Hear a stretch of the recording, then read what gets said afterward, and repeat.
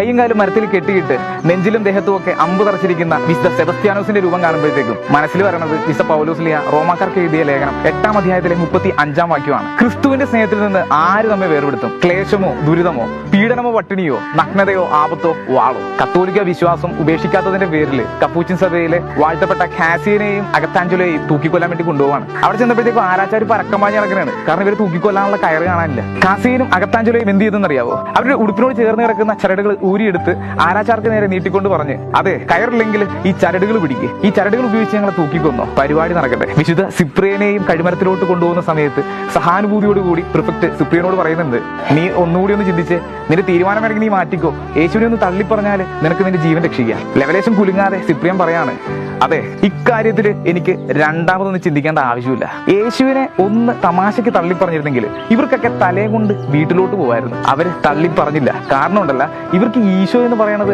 പുസ്തകത്തിൽ വായിച്ചു കേട്ട ആശയമോ മിന്നിമറിഞ്ഞു പോകുന്ന വികാരമോ അല്ലായിരുന്നു, മറിച്ച് ജീവനായിരുന്നു, ജീവിതമായിരുന്നു. വിശുദ്ധ പൗലോസ് ലീഹ പറഞ്ഞതുപോലെ അവർക്ക് ജീവിതം ക്രിസ്തുവും മരണം നേട്ടവുമായിരുന്നു.